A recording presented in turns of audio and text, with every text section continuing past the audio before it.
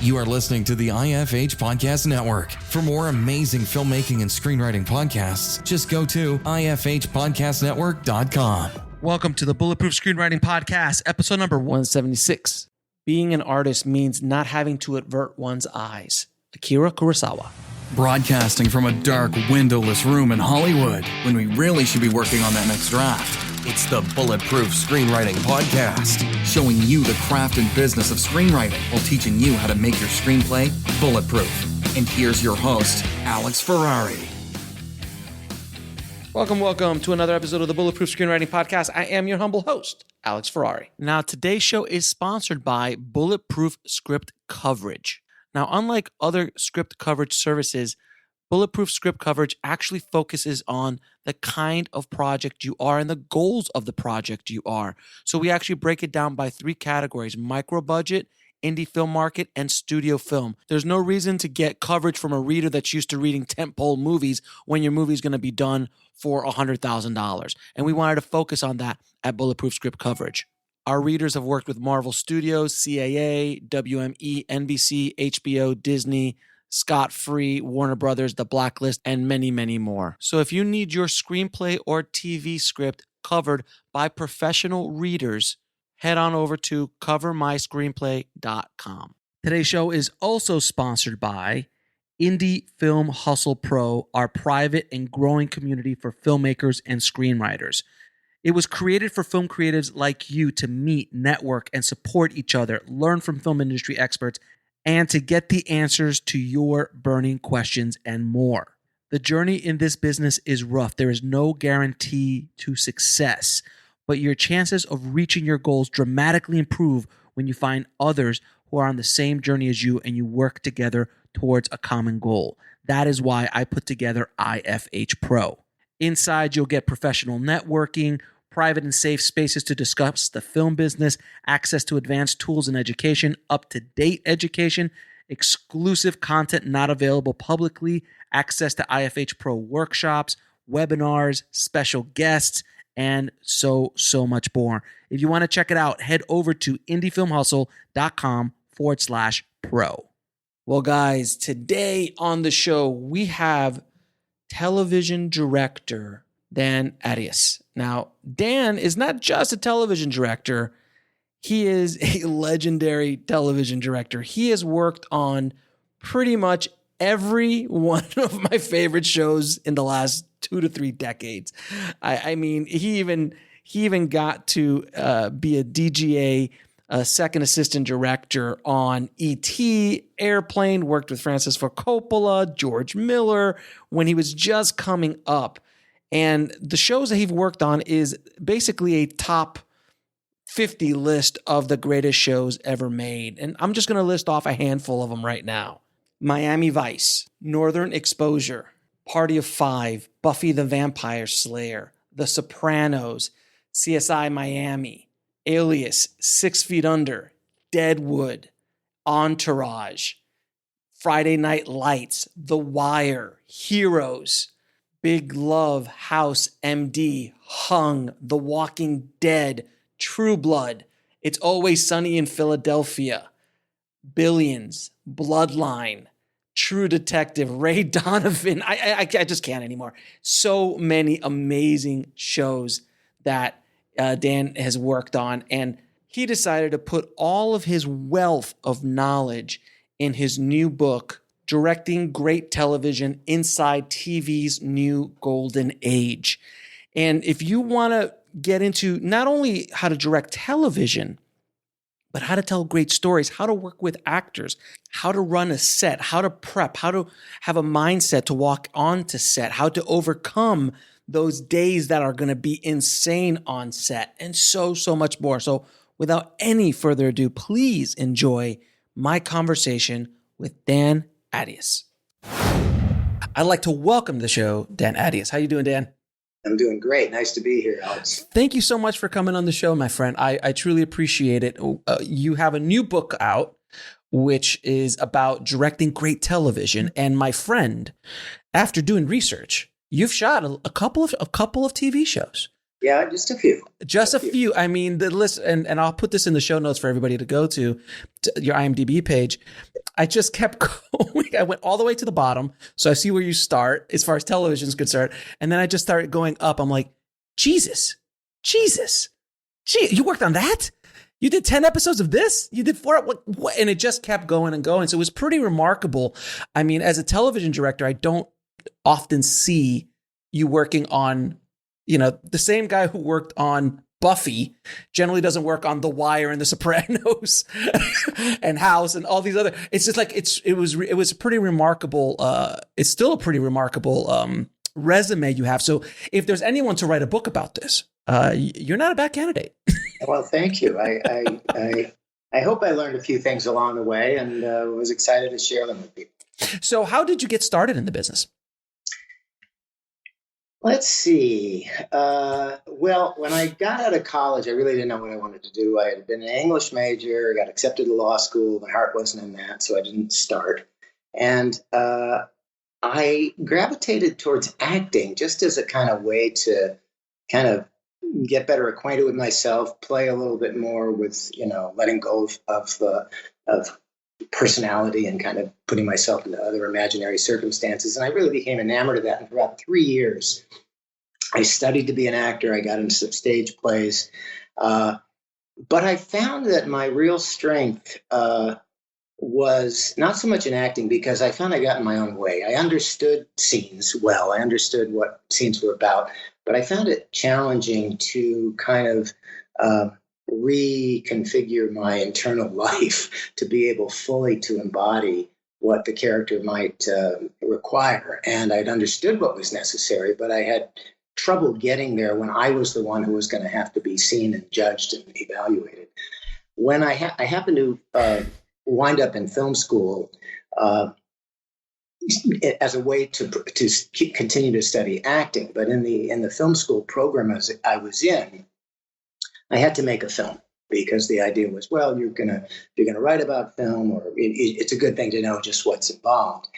And I made a short film, and it was an epiphany. It was I learned that when I was behind the camera, when I could ask actors to kind of inform a character, I found myself very articulate, very empathetic.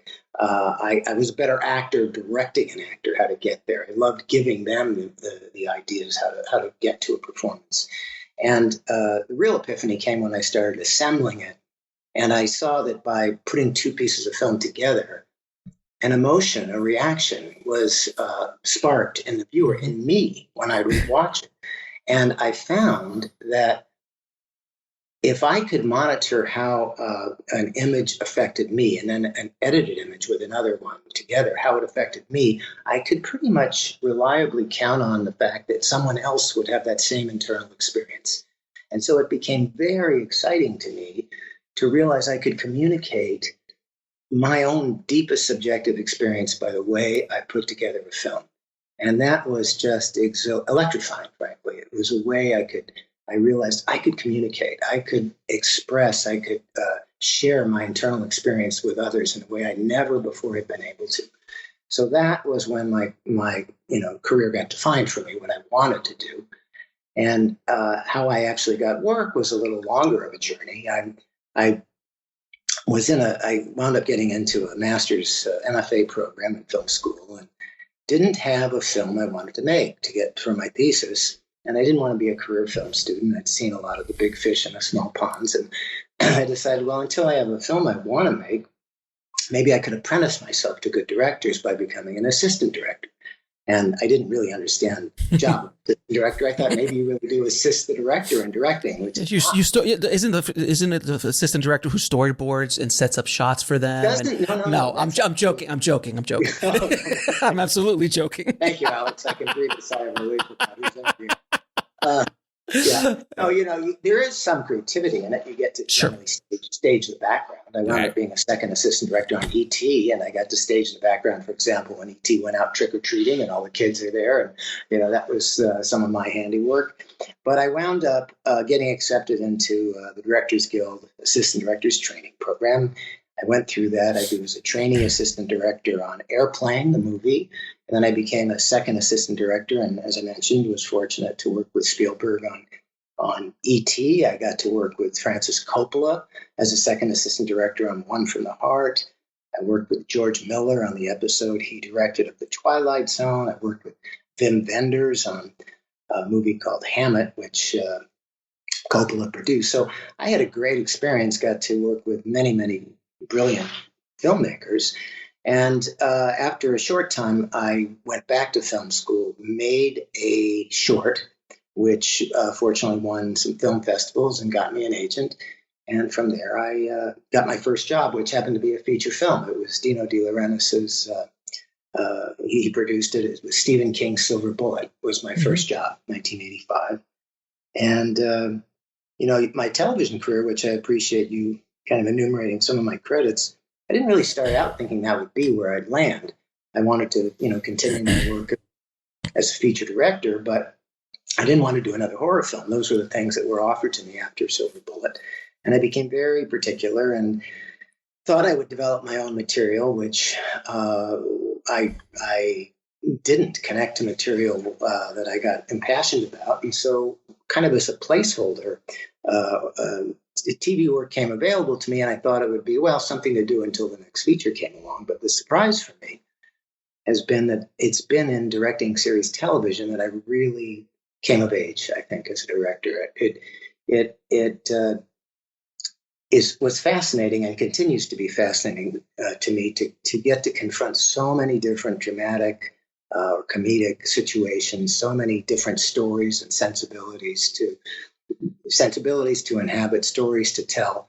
And I've grown to just so love immersing myself in so many different worlds that it's become a passion. Well, let's go back for a second because I have to ask. I mean, what was it like being on the set of Airplane with Jerry and that insane crew? And well, Airplane was insane and a great deal of fun. It remains to this day. I'd say between that and I was a producer director in the early seasons of It's Always Sunny in Philadelphia. I'd say those two experiences stand out to me as kind of the most fun I've ever had on set. And on Airplane, you mentioned Jerry and the Zuckers and Jim Abrams. There are three directors, and none of them had directed before. They came out of something called the Kentucky Fried Theater, which they had developed in Madison, Wisconsin. And what was so incredible was the freshness of their humor, because now it's become so much a part of the culture that we all, laugh. Don't call me Shirley or those things. But none of that had penetrated the culture, and it was known to anyone. And so, in those days at lunch, they would screen dailies. Everything, of course, was shot on film. Right. And we'd go to the lab and get developed, and the editors would sync it up. And the next day at lunchtime, they would show them. The director and others could maybe come and watch. Well, they opened it up to everybody, and it was the hottest ticket in town. We'd all be working all day, but we'd want to spend our lunch hour going to the screening room and just howling with laughter at this incredibly original, fantastic humor. So it was a blast. I mean, have you ever seen a grown man naked? Have you ever spent time in a Turkish prison? Funny too. It's like, nowadays I wonder if it could even get made. No. I was thinking, it touches on so many things that have become. Oh my God. Oh no. I mean, Blazing Saddles, Airplane, those kind of movies don't. I mean, how Borat even was allowed to be made in today's cultures is remarkable. But no, I remember watching Airplane, and I still know that I remember seeing the story that it was one of the worst not reviewed, but test screened films of all time for Paramount, because at the time everyone who watched it loved it, but no one admitted it. They didn't want to admit that they actually were laughing at something so silly, because it was kind of the first time. I mean, it was slapstick. And we hadn't seen slapstick in such a long time. It was just fascinating. But then, of course, it blew up and everyone lost their mind for it. But it's just one of the funny. And then you mentioned a couple of people, Spielberg, Coppola.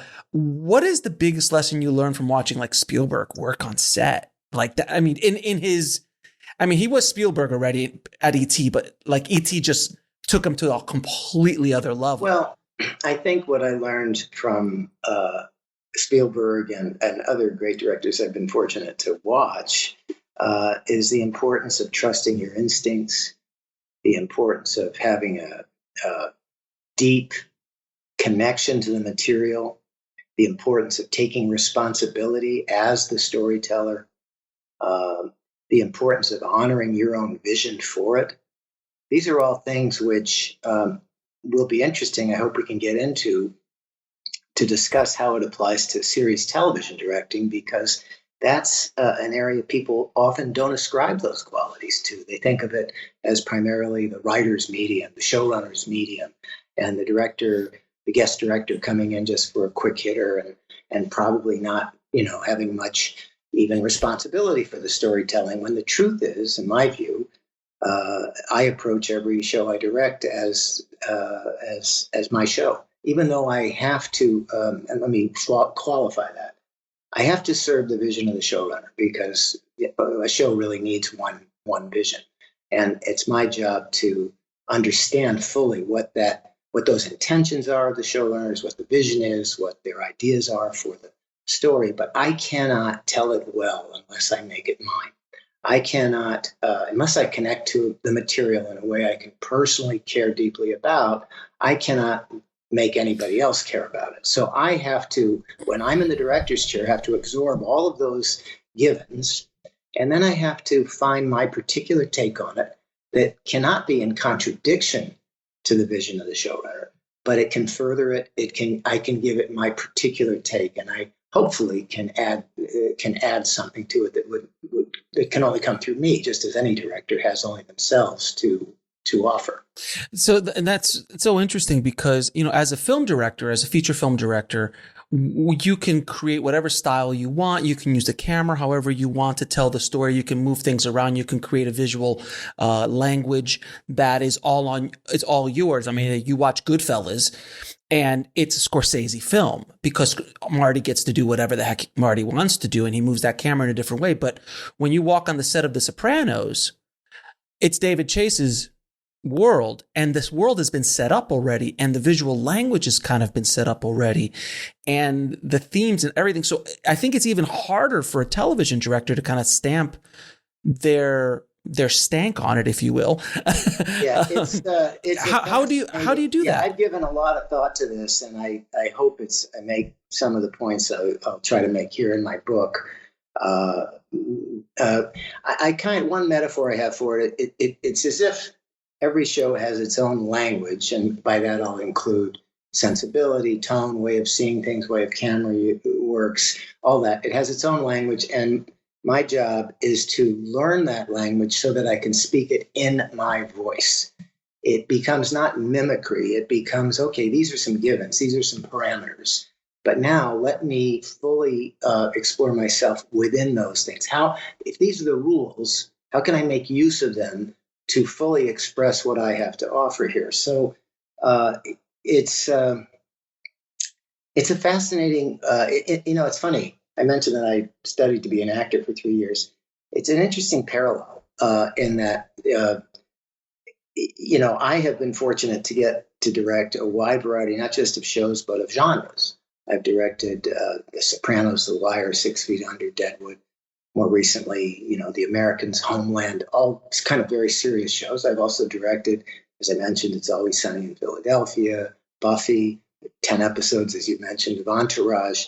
I do comedy, and I'm attracted to a show if it's a new and fresh sensibility, because I regard it as an invitation to fully immerse myself in this new world, benefit from the sensibility of maybe an interesting showrunner, benefit from getting to work with new actors, new talent, so that I can emerge with a inside-out understanding of that world, and it can become part of my own process. But in acting, what's interesting is that, like an actor gets offered various roles, that actor has to find themselves within it, has to kind of conform to the needs of the story. What is the story we're telling? What is my particular role? How do I see the world? What are my imaginary circumstances? But you still feel it's the same actor. I mean, Meryl Streep can play a wide range of things, but you kind of know there's something essentially Meryl Streep that comes through in every role. We'll be right back after a word from our sponsor. And now back to the show. And it's kind of similar, it's kind of, or your take, let's say Hamlet, say, oh my God, did you see Olivier's Hamlet or Ray Fiennes' Hamlet or whatever? But it's like no one's changing Shakespeare's words, no one's doing it, but there's something unique because the presence of that particular person is fully animating, is fully informing that character. Well, there's some similarity when you approach a new project as a director. You're bringing yourself to it. So of the things you mentioned, every film has a visual language, say, for example, and some of your older listeners might remember NYPD Blue, that kind of, very much. Was groundbreaking, and it had this handheld camera that no one had seen. So it was shaking. Well, you're not going to come into that show and say, okay, let's just fix the camera right here. Don't move it. Wide shot, guys. Master shot theater, guys. Master shot theaters. You can't do that, but you can learn the language. It's another interesting feature is that what I'm always asking myself as a director in every creative choice I face is the question I ask myself is, how does that make me feel? How do I feel? What's the emotional, subjective state this particular choice evokes in me? It can go, for example, in rehearsals. I'll watch a scene and unfold, and I'll have an understanding of what I feel the scene is about, what has to be communicated in terms of the story going forward, what we have to get out of this scene, what's happening between the characters. And as I'm watching the scene unfold, I try to stay open to what the actors are bringing to it before I make any suggestions. But as I watch them, I might find myself, I'm interested at the beginning. Oh, I got bored for those, 3 or 4 exchanges, and now my interest picked up again here. Well, I know that only by, looking inward. It's like, I'm just not interested. Oh, now I'm interested. So where I'm not interested, I know, okay, that's where more digging is necessary. So what would make me interested in that? Or if this scene is being played in a way where the intentions are not interesting to me, I don't just say, well, it's a bad scene. I say to myself, what would make this interesting to me? Or if I'm breaking down a scene with actors and, they're seen to be saying lines just because the script says it's their turn to speak, I want to find a reason why their character thinks to say that particular response, that particular line in response to what the scene partner is saying. I said, well, let's dig in. Let's see, what could the scene be about subtextually? What could really be at issue that would make your response not just appropriate, but would further your character's intention? So these are all things that come only from, I believe, looking within and assessing how you feel about what's being presented to you. And then you measure that against everything. Ultimately always has to be measured, in my view, against what is the story we're telling. We have to define that. What is at issue? Because a story is so much more than what happens. A story is the meaning you ascribe to what happens, the emphasis you give, what you want to acquaint the audience with in terms of what is at stake here. And that's really what the director can bring. And it's often been said that the art of directing is kind of invisible. Because if you've done your job really well, unless you want to kind of make a splash and kind of show off with a 360-degree camera move every other shot, something like that, which can be fine to my mind, if it's in service to the story, if it's in service to creating the subjective state in the viewer you want to put them in to fully experience the story. It's really interesting that you say that, because so many times, when you're coming up as a film student and when you're a young filmmaker, we all see, Kurosawa, and we all watch Scorsese and Spielberg and Coppola, and you see these shots that they create, like specifically that, that one long 8-minute steady cam shot from Goodfellas. Yeah, the Goodfellas shot. Can I interrupt you? Can I interrupt you to tell you one thing? I've just been directing Billions. I did the season finale of season 5. It's just And and now I'm in the process of just finishing up an episode for season 6. One of our camera operators is Larry McConkie, who did that shot. No, Scorsese. Yeah, I was just asking him all about it, and it was so fascinating. And I'll tell you something that's interesting. So Scorsese, of course, is a master and a genius film, but Larry's story to me about how that shot came about is instructive. It's not just, Scorsese's a genius, he did that shot. No, it doesn't work that way. He said, okay, this is what has to happen. And Larry described me the process. Well, let's see, I'm following Ray in, but the path was actually not the logical path, because they go in and then they go around the kitchen and they come all the way out back to where they entered the kitchen and then go through a door. They could have bypassed the kitchen altogether, but it would have been a short shot. So how to make it look like they're making a continuous walk and not just coming back. So they devised all these things. And in the construction of the shot, Larry was saying to, Ray, it's like, hey, Ray, can you, I need a distraction here to happen so I can catch up with you when you're ahead of me. And then they said, okay, why don't we bring in this? And they started inventing all these things which are in the shot. Sure. That came about through a collaboration, but that's through a need for and that's the beauty of filmmaking, and it's the beauty of directing television or features. When you're doing single camera directing, it's such a beautifully collaborative process. And the one thing the director has to have, however, is the vision, and television very, very much in a way that people may not really understand. You're the only one. Forget the fact that it's the vision of the showrunner you serve, et cetera, et cetera, et cetera.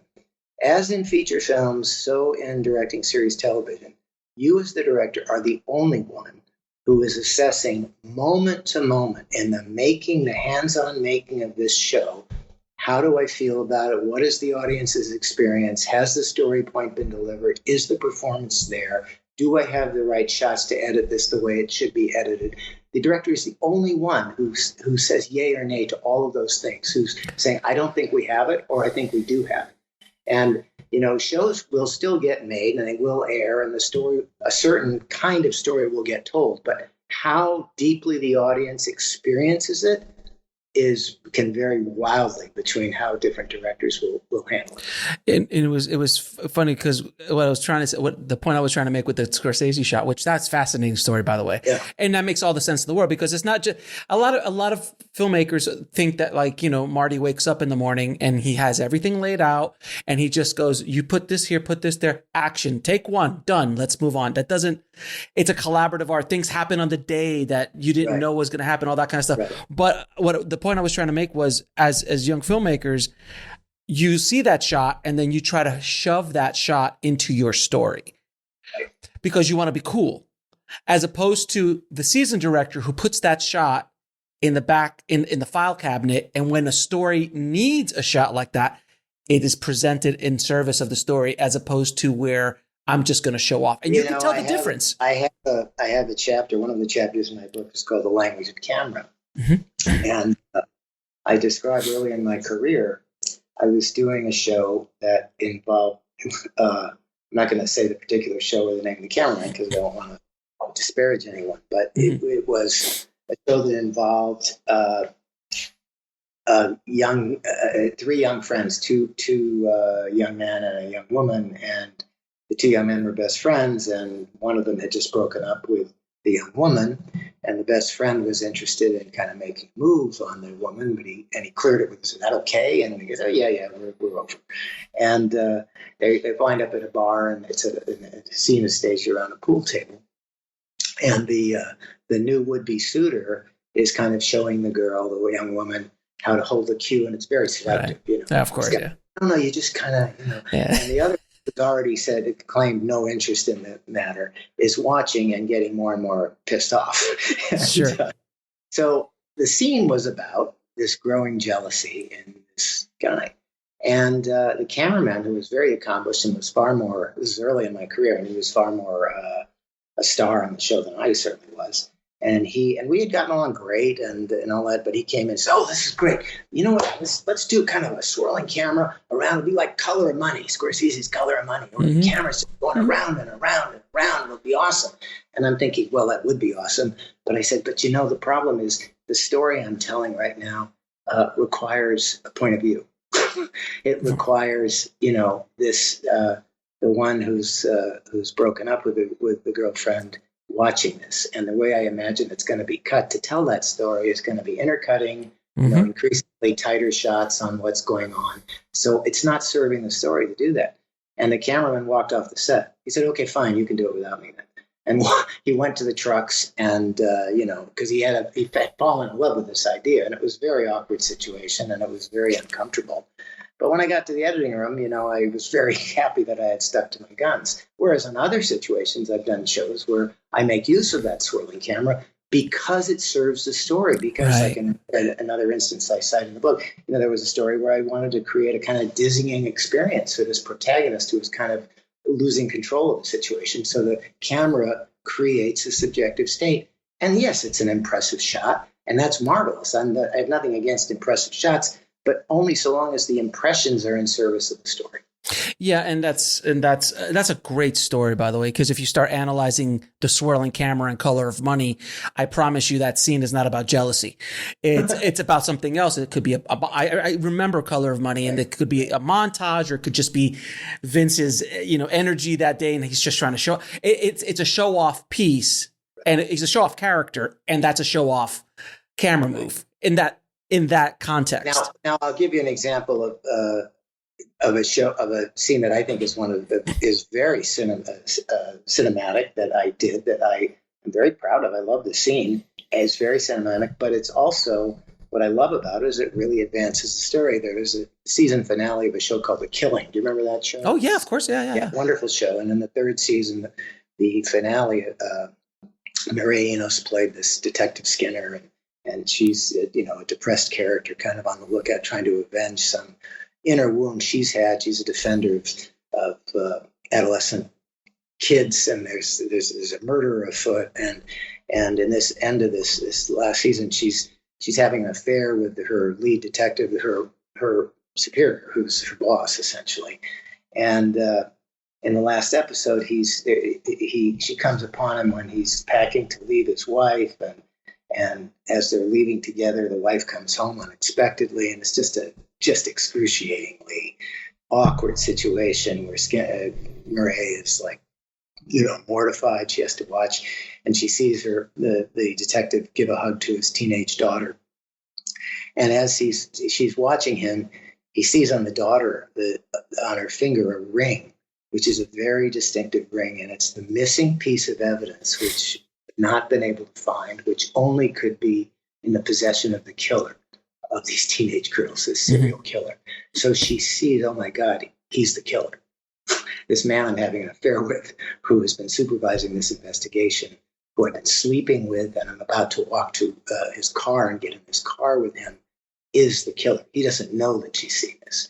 So it's a walk to the car, and there's almost no dialogue. And I describe in the book, and I won't go through everything, but we did this. We ramped the camera to slow motion as Murray is walking down this walkway towards her car. The guy's ahead of her. I had her look directly into the lens. She's completely haunted. It put the audience in her own subjective state. As she approaches him, and she's seeing the back of his head bobbing up and down in slow motion, she wants to leave this reality. It's so horrific.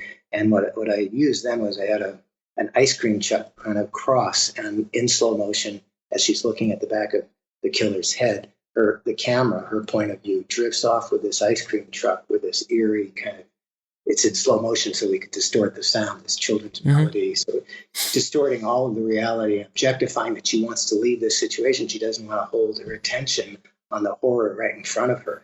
And then a boy on a bicycle comes back, and another symbol of innocence, kind of the camera pans back to the killer. He turns around, still not having any idea that she knows anything.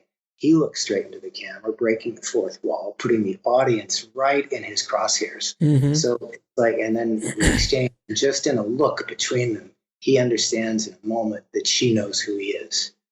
And without a word of dialogue, I really, hoped, and I believe they did, the audience really felt, they've had a whole experience of a whole story point getting revealed and had shared the protagonist's inner experience of horror. And then we went back to live action, and she did what police do, and she arrested him. But that's a case of really being able to use the camera, in a certain way, an impressive way, but only in service to deepening the story and the experience of the audience. Now, when you walk onto a set on an established show, even if it's been a first season, but especially if it's been third, fourth, fifth, or sixth season or higher, these actors have been playing these roles for years. As a general statement, when a director works with an actor, they're developing the character together, in features at least, they're developing the character together, they're figuring things out. There's still a lot of questions. When you walk on the set of Entourage, those guys knew who those guys were, or you walk on The Sopranos, you're not telling Tony Soprano how to do the scene, so how do you direct actors who just know the character better than you? That's a great question. I would say in those two instances, I directed the early episodes of both Entourage and The Sopranos. Actually, I was fortunate David Chase had done the pilot, and we had known each other from Northern Exposure, which he also and he invited me to do the next episode after the pilot. They were down for 9 months before they went to series. So he said. So there was, and in Entourage too, I did early episodes too. So in those two instances, I was kind of on the ground floor a bit. But you're absolutely right. That is one of the fundamental challenges of two series directors. And again, I have a chapter where I address this directly. It's fascinating to me. It's like, and I'll say as well that, not just with actors, but the challenge is not just with actors. The challenge is establishing command and being the leader of a set where you're the temporary guy, man or woman. Right. You're coming onto a situation that's ongoing. Not just the actors know all of this. The crew know that better than you, but everybody else has been involved with the show much more longer than you have. So you're coming in to run the ship, to be the captain of the ship for a week and a half on set, for 8 days of shooting generally. Maybe it's 10 if you're lucky. And so in addition to developing the qualities of leadership you really need to have, and that's not to say, being commanding, but having command, having a connection to the story, taking responsibility. Everybody has to sense that you are taking responsibility. But when it comes to actors, there's many more subtle issues at play. And it's like, it's their skin in the game, right? It's their mug on the screen. A bad choice, can really impair their whole future. It's like if they come out silly. So I'm aware of several. The most fundamental couple of things I'm aware of is I need to develop trust very quickly. And how do you do that? I need them to see that I'm somebody they can trust. And how I do that, one of my approaches is before I ever get there, I've immersed myself in the show fully.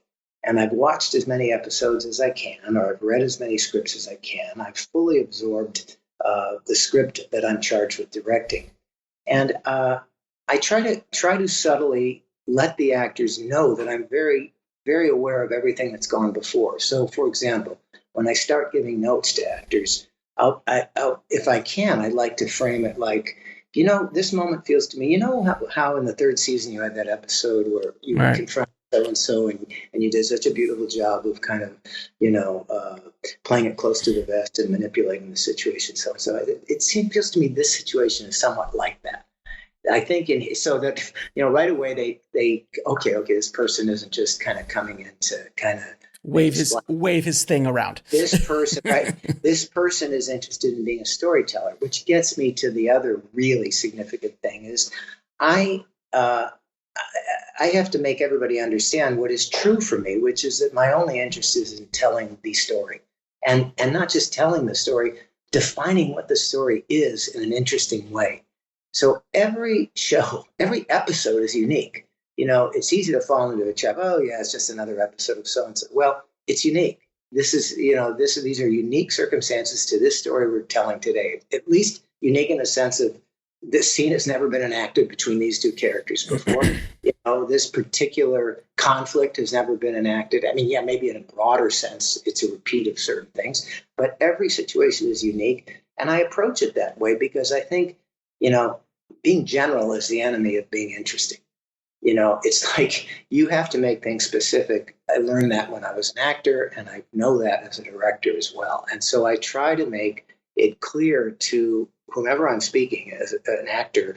I try to make it clear what I think is really going on below the surface, what the deeper intentions are, and what point in the story, what story point is being delivered here. What are we watching happen? We'll be right back after a word from our sponsor. And now back to the show. What do we want to emerge from this scene with? How does it advance the story? And right away, I find actors are almost always engaged by that process. And they have to, you have to have an interpretation that's interesting to them. It has to be something. But if they know you're serving story, then they know you're not serving yourself. Right. And they want to serve the story too. And you have to be able to embody for them the ways you are fully immersed in it and the story. So I have to believe in the course of your career, there must have been a day or two on set where you dealt with a difficult actor and or difficult crew member. I think you mentioned earlier that one that kind of left. Specifically with actors, if there's a star of a show or someone who's been on the show forever and you're the first time on set, you really it's very difficult for you to have any, you have no leverage. So how do you handle an actor who doesn't want to do what you want to do or doesn't see, how do you deal with that? Another interesting challenge. And, as a part way of answering this, I want to add to the last test, which is it's fundamentally important as well, not just to impress an actor that all about the story. I don't want to come off that. But you also need to show them that you respect them and their choices, and that you are interested in their take on the material, and that you see what they are doing. So, for example, when I want to adjust an actor, and this applies to difficult actors as well, if they do something I don't like or I don't think serves the story, I don't, there's an impulse we all might have. Like, oh God, it shouldn't be that way. You're sitting back at the monitor thinking, okay, how do I get that? Of course, But instead of just saying, no, not that, do this, what I try to do when I give a note is I try to observe what I saw them do. They made a choice that I don't agree with, but I want them to know I saw the choice they made. So I'll come in and, for example, say, I see that, you decided to, you played that moment by trying to overpower stuff. I saw that. I thought that, and I think you did that well. I just think, however, I'd like to invite you to think about that moment a little differently. I don't think maybe I'd like you to try a different intention rather than overpowering. Maybe I'd like to see you try this, trying to work your way around the character as opposed to overpowering through him. I mean, I'll give them the adjustment, but it will be hopefully after I've conveyed to them, I see you made a choice and I saw what you did. Because, we all feel better when we feel seen. And once we feel seen, we're much more willing to, okay, I'll try something else. It's not, if you just come in and reject something, it's like, so that's one thing. Difficult actors, and I should say too, there's so many cliches about actors. You're right. And I'm glad you couched it, and of all the experiences you've had, there must have been some. Yes, of course. There have been, but far more there aren't. And of course. Yeah. And I just want to put in a plug for actors, having been trained as one myself. It's in so many ways the most challenging job any of us have. Amen. We're asking actors to carry the emotions that we'd rather not have, but we'd like to see someone else go through them. What would it be like to imagine the worst horrific thing that could happen to you? What would that be like? Oh, I'm going to see this. And action. Yeah, right.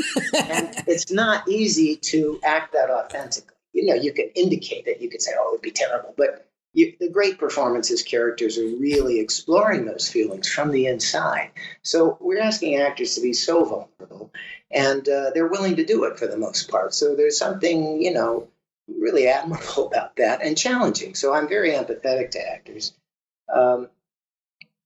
So I try to, and actors for the most part, they're not just, people think of them as egotistical or self-centered or narcissistic or difficult, and some of them can be, as I say. Yeah, but so can some PAs. Just like directors can be. Yeah, exactly. Directors, PAs, right. grip people, everybody. So, yeah. All right. So that is qualified. Now, what to do with someone, and it's not just an actor. It can be, as I told you, I had a cameraman who was an egotistical guy, and I couldn't get around. And they're all you're going to run up. That's the other amazing, wonderful challenge, and it can be infuriating challenge of being a director. You come in, and you're kind of in command of 80 to 100 people, and that you rely upon. And if someone is recalcitrant or difficult, or you're going to need their collaboration. So you have to find a way through. I'm sure other departments could say, boy, I have difficulty dealing with certain directors because they don't, see things as I see it, and they're stubborn. Yeah. But so with difficult actors, everybody's unique. So every relationship is unique. You're having you have to do your best to connect to that person. Now, when they have walls, it can be very challenging. I find that generally, if I approach them with respect, that goes a long way. That's a good thing. If I feel heard, that goes a long way.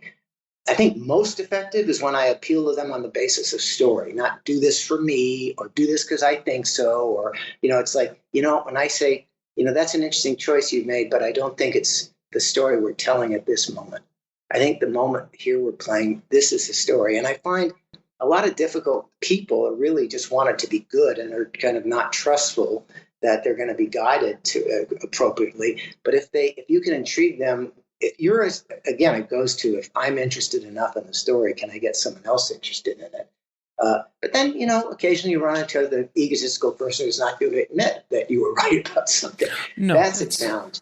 So there's just, there's no how-to book here. I'll share one story I had. I had an actor once who was particularly paranoid, really, about, he was a good actor, but he would always prepare, how he was going to do something.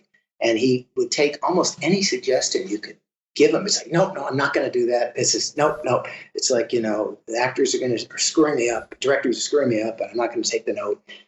And this particular guy, I wouldn't, narcissism is kind of loosely thrown around, but he did tend to like to be the center of the scene. And I had a scene with him where a beloved character a young woman was coming into this group, and she announced that she was dying of cancer. And the group, was hearing this, and it was meant to be a huge revelation for the audience. She was a beloved character. And this particular actor he was very good at crying. And he went through just incredible moment of Look at me. Oh my God. Look at me. It's just, look at me. And, how to give him a note. I say, oh my God, he's making the scene about him. And it was supposed to be, oh my God, this young woman is dying. So you have to be clever. So I came up to him and I said, I think the audience is going to care more about you the more you can contain your grief and care about her. Oh, what a great note. Oh. He just heard that. He says, yeah, it's good. And it's like he just took it like it was his idea. I later heard him tell someone else on another episode. He said, no, people are going to, it's like the more you care about someone else, they're going to really care about it. So it's like, whatever works. That was like some Jedi mind trick stuff. If the shoe fits, But, and Dan, we were talking about this earlier off air, but, after I've known a lot of television directors throughout my career and worked with many, and I've had a pleasure of working on some sets as a director, doing some shows, and, seeing your filmography, I get it. And speaking to you and knowing, and having conversations with you in the past, I understand why you work constantly and you're working at such a high level with such high level shows. Is not only are you, talented, and I'm not going to embarrass you, but not only are you talented, but, and it's something that is a point that I want to make, is that I can sit in a room with you and not want to kill you. And that is one of the biggest things that filmmakers and directors and writers, especially writers in writers' rooms, never underestimate the ability to be able to sit in a room with someone and not want to kill them. And it is in many ways, look, we all have to be talented and you have to know your craft. But that one little equation is the difference between you getting the job or not. Because if you're in the room, you're talented for the most part. And of course, there's different variations of that and you have more experience in that. But do you see what I'm saying? So because I do. And I'll say, Alex, I heard that about you, and hearing you say this now, I'm glad. I think the next time we talk, we don't have to put it on Zoom. I'll be in the same room with you. Yes, absolutely. If you're not going to kill me, I'll be glad. No, but it's so important. And like I always, like, people always ask me, what's the best advice I should give me if I want to make it in the business? I'm like, don't be a dick. Well, there's a lot of truth to that. There's a lot of truth to that. I'll say also there's something humbling about directing series television because, you, as a director, you don't get the credit sometimes you feel, and sometimes you actually do deserve. It often goes to, you might direct the pants out of a scene and the actors get the credit for it, even though you know what it started with and you know where you got it. Or you might make a scene really come alive and finding depths within the material that the writers didn't even suspect and never mentioned to you in the tone meeting, but then they'll get credit. Oh, what a great written, and the Emmy goes too. Like, that's what I mean. It's kind of the invisible art, and there's in a lot of ways. But that's something I actually really like, because we all have we all have within us the tendency towards grandiosity and everything else. And then, look at the business we're in. The king of the hill. It's very easy for that to kind of emerge. So, there's a kind of built-in kind of tamping down of your ego that comes with doing this kind of job, which I actually appreciate. But I know I'm going to look better if everybody else does their job well. And if everybody else does, if we make a great show, I'm going to get more credit. It's so much better just from a purely selfish point of view. And that's not my approach. I like people having good experiences. I don't like being a dick. I'm fully capable of being a dick. I have been on occasion on sets because stress can be great and the frustrations can be great and all that things. And, it's inevitable that there are going to be times when you don't act, according to your best self. Fortunately, I'm appreciative of you saying that. And I think for the most part, I do a pretty good job of being a reasonable human being. But it's something to strive for. It's something, and you're going to do better if people feel respected, people feel seen. They're going to give you a better effort. And so that's just from a purely selfish point of view. I want people to feel good about themselves. I want actors to be able to take credit for, like, here's another thing about, for example, directing actors. An egotistical director sometimes will really glory in the fact that he or she is kind of, define the scene. Here, do it this. Isn't that better? Yes. I know I gave that to you. And it's like, that's just ego. It's so counterproductive. I will always, for example, when I approach a scene, have a staging in mind, because I've thought about it in my prep. I'm trying to find, first I have to find for myself, what is the conflict here? What are the intentions of these characters? What is some physical action which will convey to the audience, even without dialogue, what is going on? So that one goal of staging for me is, for example, to realize if you turn down the sound and just watch the scene, would you know what it's about through the behavior? Of course. You try to find things like that. So I'll always have a staging in mind, which is not to say I'm not open on the day if in rehearsal if something better comes out from the actors. I love that. If anything that makes it better, I love. But when it doesn't, or when you're in a time crunch and everybody's asking, okay, how do you want to stage this? Because we got to start lighting. I'll have something to offer. But it's far preferable to me if the actors find that staging, because if it's their own, if they feel they've connected to it, if it's coming through their bodies, through their consciousness, they're going to be connected to impulses that are going to enrich the scene in many more ways. So it's just better throughout if people feel ownership, if people feel they're valued and they value their own creative resources. So again, just to repeat it, it's just it's intelligent not to be a dick. Now there are times you don't want to make an absolute about, oh, I'm always going to be understanding and all that, because there are times when, as the director, you have to drive the boat or the car or whatever. You got to get it made, and you've got to kind of, if people aren't are slacking off, you've got to call them on that, because no one else is likely to do it. So it's a fine dance. Yeah, it's like my grandpa used to always say, sometimes you got to show a little teeth.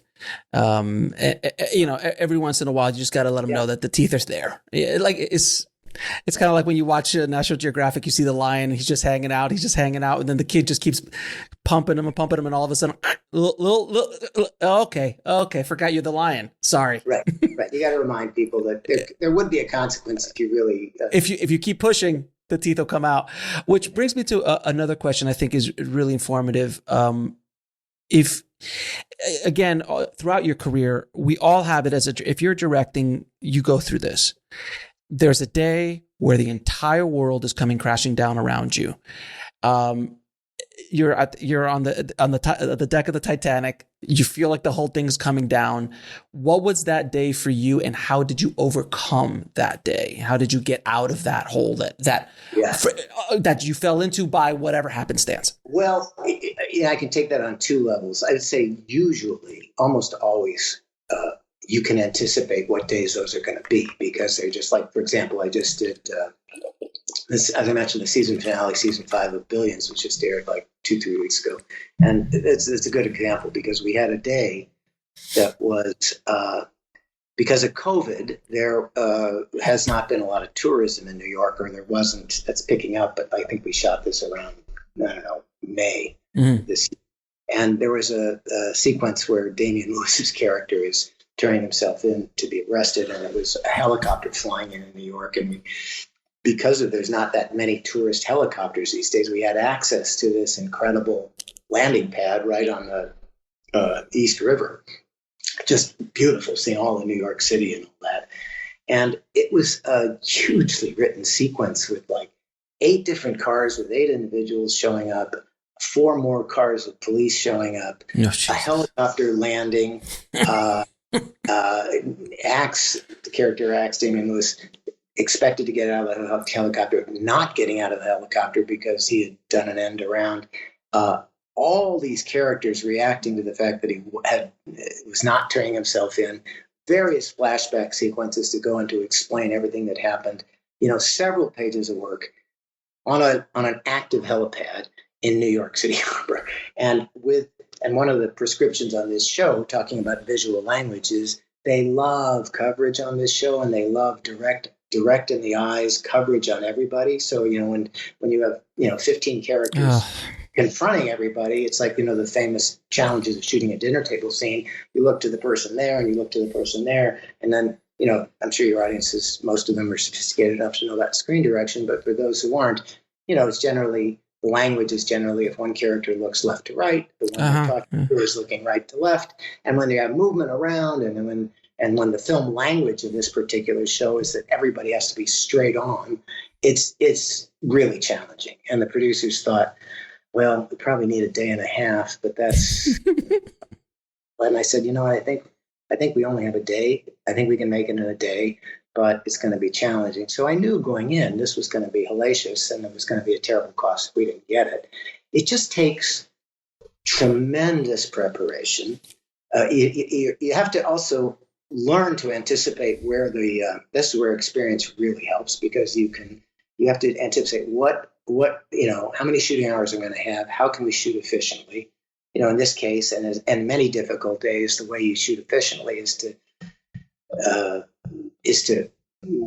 description is chase the backlight, meaning you block shoot everything, so you're looking into the sun, and as the sun is going across the sky, that's when you shoot the other direction, because backlight is always much more attractive and much more appealing, and it is faster to shoot because you don't have to create an artificial backlight because you have this, beautiful sun. But it was just boom, boom, boom, boom, boom. So I had a rehearsal. We got all of these, consummate actors there, at 5:30 before dawn, so we could get out there and I could explain what the day was going to be, how we were going to shoot directionally, which means we were going to be shooting out of sequence a lot of the time, that I was going to ask everybody's participation and cooperation and understanding, that it wasn't going to be necessarily the best for their performances. They'd have to kind of be able to jump in various moments and be on call to jump and get something else. And it was a grind, and we almost didn't get it, but we got it. Now, it comes about, and I could detail, 100 kind of situations like that over my career. In the book I write about, there's a chapter I write about the show Snowfall, the season opener on season 3. We had a day like that.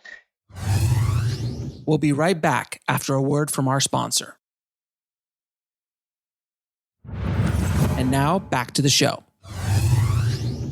And I detail, I think your the audience might find it really an interesting experience. I found it fun to describe about particular challenges of the hellacious stunt and all this kind of stuff that had to happen in one day, and the challenges and how we almost didn't get it, but we pulled it out by the skin of our teeth.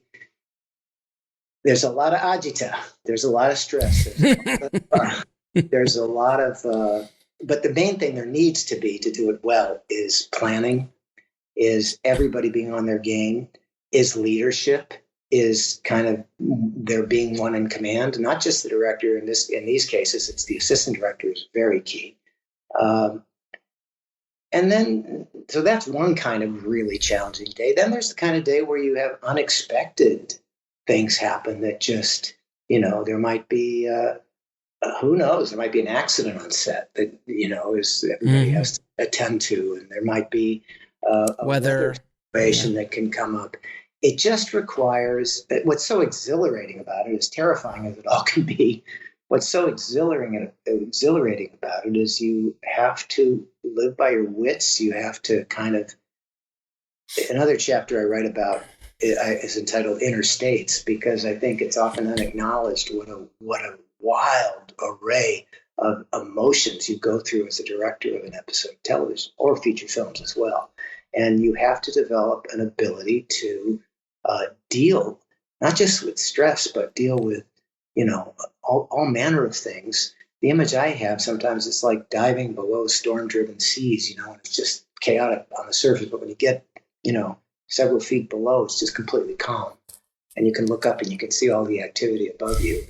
You've got to somehow, you can't live there, but if you can just dive down there for a few moments, sometimes that's all you need to come up with a solution. How can we get through this? And you can find, and if you really stay, the other thing you really need to do is do your best not to panic. That can be disastrous. Oh yeah. No way out. I can't, because what happens then is you're not connected to the story. You're not, it's like, that's what I'm always doing in times like that. I try to always do it, period, stay connected to the story. But when you're really challenged on a tough day, you really have to think, what is essential to the story here? Do I really need, I don't have time for the 6 shots I designed. What do I need? What's the gist that I have to communicate? And often that kind of pressure produces a diamond. It's like I've had that happen a lot when I've had to shoot something far more simply than I had intended. But it's so dense and rich and interesting that I think, wow, why didn't I think of that before? That's better. Not always. Sometimes it's disaster, and by disaster, I'm overstating it. It can be. Fortunately, I can't think of any instances. No, sometimes it's like, instead of the 6 shots, I got it all in one, opposed to, but in your mind, the 6 shots, you absolutely, you needed it to make this thing work. And sometimes, a lot of times scenes will play a lot better in what we call a oneer, but you're hesitant to try it because you can't save it in the editing room if there's a problem. It's it. You're stuck with that. Yeah. So, but then sometimes in those situations, that's what's required. I mean, you might turn, and there are shows, for example, that hate that, and they tell you, no, don't give us any oneers we want. We always like coverage and all that. But sometimes in those situations, that gives you leverage to go to the producers or let them know, says, listen, we don't have time. I'm going to devise a shot that I think works well. And, so at a certain point, all bets are off. You got to just tell the story anyway. Yeah, I was watching a show the other day. I forgot the name of the show I was watching. It's one of a Netflix show or something like that, and they did a oneer, and it just kept going and kept going and kept going, and my wife and I were watching it, and I'm like, oh, they're not cutting. Oh, this is nice, and it's like, and it just kept going and kept going. It's like, and shooting oneers. I've shot many oneers in my career, and they're wonderful when they work. Because you're like, just knocked out 7 minutes off that, off the, and I was able to do it, as opposed to having to cut 1,000 to edit 7 minutes. That could. What I also love about oneers when they work, it's deadly when they don't. Because, I always give myself an escape valve. I do too. Between you and me, Alex, I'm always looking for that too. Like, can I just grab off a pop of this person here in case I want to shorten the scene or whatever? Yeah. But the great thing about oneers, I think, and you'll notice, I think, it's interesting how many features play whole scenes in oneers. It's like it's much more a characteristic of feature filmmaking than it is television. But what I love about it is the experience it gives the audience, which is that they're not being spoon-fed everything like, cut, look at this, look at this, look at this. There's more the experience, even though their attention is being manipulated by how you're moving the camera and how you compose. There's more the feeling that you're choosing what you're looking at. I'm having the experience with you with this. You're not being force-fed something by cut to extreme close. Right. And I think it makes a deeper experience often in the viewer. They feel like they're participating in the process a little bit. And the show was Goliath. I just remembered it. Oh, it was the last season of Goliath. It was when you talk about shows that do that, I had a great deal of fun directing The Marvelous Mrs. Maisel. I don't know. Oh, yeah. I've never seen it, but yeah. Yeah, it's a fantastic show, and its visual style, I love doing it because it really encourages you to think in terms of oneers. They do elaborate oneers that feel like a magic carpet ride. It's like the best. You can get it. Amy and Dan Palladino. It's just they created it and they direct a lot of them and they devise its style and it's unbelievable. And when I came in, I took it as a real fascinating challenge to see things that way. That's an example. It's like, okay, how can I absorb this language and how can I see? And it became so much fun. I did a show the third season about a kind of beatnik invasion of the Maisel's household and overrun by beatniks and everything. And you had, Tony Shalhoub going crazy and Rachel Brosnahan. And it's like how to create the subjective experience of Rachel Brosnahan, Mrs. Maisel, as she comes into this house full of invaders, like unwelcome spores there everywhere. And it's just how you tell the story with what the camera sees before it pans off this and then 360 and then moving around. Oh, it's great. It's so much fun to design it. But again, that goes to the language, the particular visual language of the show. But when you're doing a oneer, you're on the edge. You're on the tightrope. Because it's not just the actor's performance, it's the lighting, it's the camera, it's the focus puller. And the heartbreak is when you get all those things right, but the performances weren't great. Or someone drops. If you don't have that, you're dead. Or someone drops, or the cameraman bumps into a table and damn it, back to one, everybody. Oh no, but when it goes, it's when you do oneers, it is truly there's a level of being on a tightrope. It's not safe. It's really on the edge. So, but when you pull it off, it's pretty remarkable. Now, I want to ask you a couple questions. I ask all my guests. For you specifically, I'm going to change my question. You normally ask what your favorite films of all time are, but what are 3 shows that anybody who's interested in directing television should watch? Oh, that they're playing now? Throughout the history of television, sir. Wow. If you want to do it throughout the history of your career, that's fine too. I'd love to talk to you about movies too, but shows, it's like there have been so many great ones that I'm, and I'm embarrassed to say I'm not necessarily the best authority on it. I've watched a lot, but there are people. Just your opinion, yeah. Just watched far more. The ones that, the Sopranos and The Wire to me are about, I don't know how you do any better than that. But some of the earlier, again, going back to that era, I also love the show 6 Feet Under. I think. That's when my wife and I binged that a couple years ago, and we were just in awe of it. It's like Yeah. the tone, what they were doing, how they were doing it, and how also the morbid. depth It was of the wonderful. experience. Oh, the And- characters. Yeah. It was such a wonderfully done show. I mean, I always throw out Breaking Bad because it's just Breaking Bad, fantastic. I mean, it's one of those There's things, so many. It's So just many. there's just such a wealth of wonderful shows. Well, then let's now. talk about movies. 3 of your favorite films of all time. Well, when I was younger, when I was getting into it, one of my very favorite films was early. It was a film by Francois Truffaut called The 400 Blows. Sure. It was his first film, and it was an autobiographical film of Truffaut himself, how he grew up in a Parisian suburb, and it was he was such a imaginative and yet misunderstood and unseen young child who battled something. He was enacted by an actor called Jean-Pierre Léaud, and it was just the most personal and self-revealing and deep exploration of a life that was a very unhappy, a kid who had this incredible, joyful connection to life, but was unmet by everything and was mischaracterized as a delinquent and a ne'er-do-well. And he winds up being put in a reform school on the French coast. And the last image is the one that just blows me away. He talked about never having seen the ocean, and he runs away. He's been abandoned by everybody, his parents, his school, everything. And you understand him because the film does a brilliant job of getting inside his experience. He's a lyrical, poetic soul and joyful and exuberant, but he's just kind of told he's nothing. And he runs away from this reform school, and he's just, and he's going to get in trouble for that and be punished more. But he's just running and running and running. He runs through the town, and he gets to the beach, and there's hundreds of yards of sand. He's running in one long tracking shot, and you see all of his energy. And it's all, where's it going? He's running towards the ocean. What's he going to do? There's nowhere to go. And he gets to the shore, and he steps into the lapping waves, and he just turns around and looks right at the camera, and there's a freeze frame of this young face against the ocean, and it's such a beautiful image of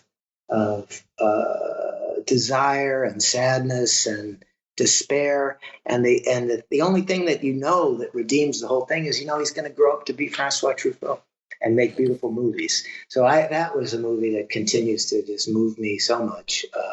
And at the time, it was very groundbreaking visually because it used the camera very energetically. Sure. So I love that film. The other films that I love all the whole canon, the Godfather movies, all that are fantastic. But the other kind of movies I find myself really drawn to. It's interesting. They seem to dramatize a particular conflict, and I would cite The Verdict by Sidney Lumet, Great, Scent of a Woman. Martin Brest. Yeah. Martin Brest, and another Lumet film a long time ago. It's funny what comes to me. You ask the question, but The Pawnbroker, and all three of those scenes, the movies. I realize this is a subject that really speaks to me.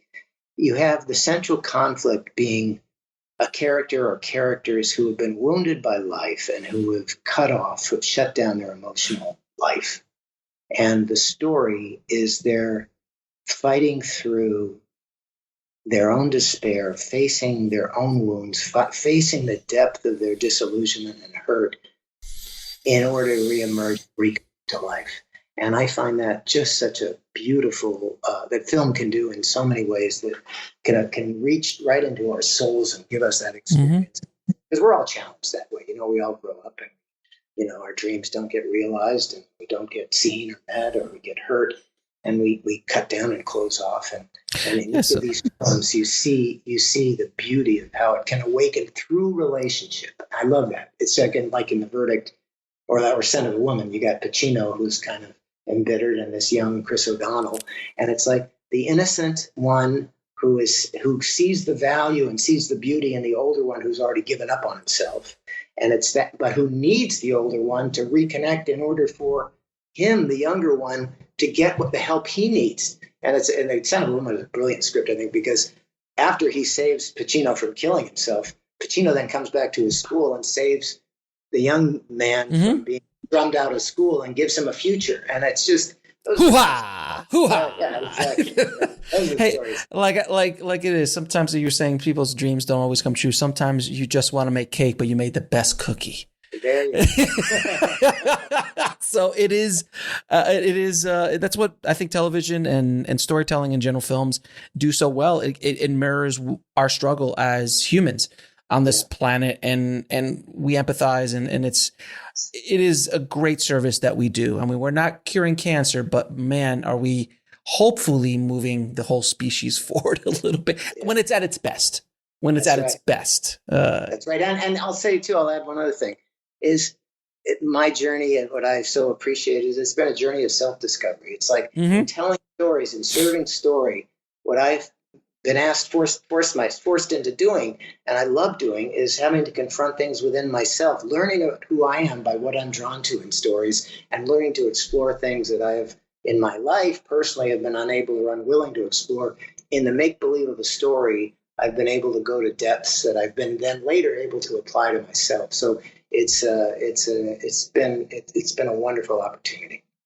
And where can people pick up your new book, Directing Great Television, Inside TV's New Golden Age? May I be so bold as to show a copy of it? Obviously, you should. Directing Great Television, Inside TV's New Golden Age. It's available on Amazon, and I hope people will read it. I think it will appeal not just to aspiring directors, but I think it will appeal to them for sure. I think it'll also appeal to just fans of television, because I really just relate a lot of I illustrate any point I'm trying to make by telling a story of my own experience, and I really try to put the reader in the director's chair. So this is what I faced, this is what the challenges were, this is how I approach it, this is what didn't work, and this is what did.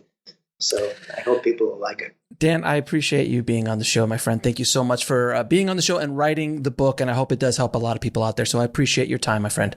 Thanks, Alex. I appreciate you. Thanks you very much. I want to thank Dan so much for coming on the show and dropping his knowledge bombs on the tribe. Thank you again so much, Dan. If you want to get links to anything we spoke about in this episode, including how to get his new book, Directing Great Television, Inside TV's New Golden Age, head over to the show notes at bulletproofscreenwriting.tv/176.